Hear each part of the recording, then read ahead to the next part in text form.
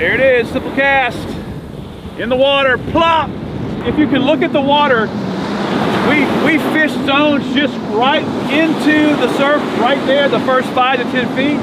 Then we have the middle portion, which is the deeper trough gut. And then beyond that is where you're gonna try to reach for the long cast reels, like the Penn Spin Fisher 6. So my very first fishing reel was a Penn 8500 SS. It was big, it was all metal, and it lasts forever. My uncle, who's 80 years old, gave me that fishing reel. He invested into my fishing life.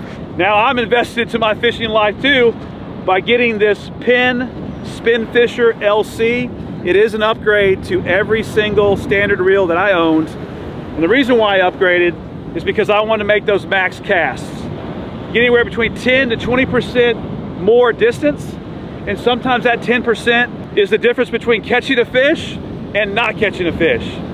So you can use these reels to cast your normal short cast, but the purpose is to get that bait as far as you can, and that might be the ticket for catching that fish that's hiding just beyond your ability to cast with standard reels. So let's talk about bait that I use in the surf.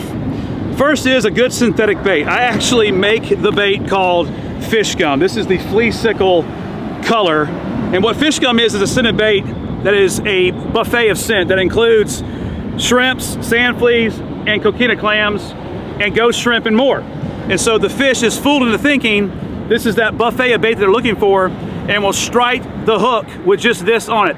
So a great synthetic bait like fish gum. Of course I'm biased because I make it. You can use clams like cherry stone clams, which are bigger baits. You can cut them into pieces. This is actually a coquina clam.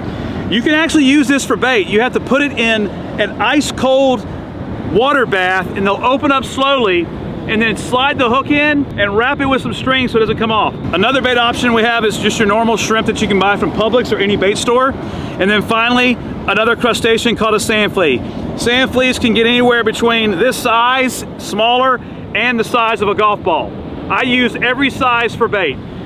The species of fish that will eat this bait are pompano, whiting, you saw a big black drum being caught, red drum, shark, bluefish, ladyfish, blue runner, just about anything out here will eat the bait that I'm holding in my hand. I am gonna take the fish gum, and I'm gonna put the fish gum on my hook that already has shrimp on it, so you can use combinations of bait, synthetic and real bait, and make the cast out there.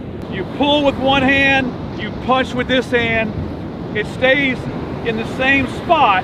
You'll see the bow of the rod fling forward with the bait propelled at a maximum energy cast. So this next cast, we're actually going to put the bait with the sinker on the ground. It's going to be like kind of a fulcrum cast where you start a little lower, get a little bit more power to get the bait even further. Once it's on the ground, I start walking back, turning my body, same position, punch pull, just like that.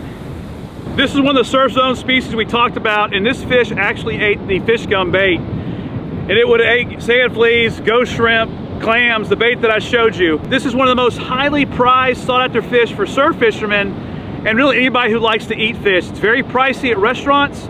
They call it Florida's most expensive fish, the Florida pompano.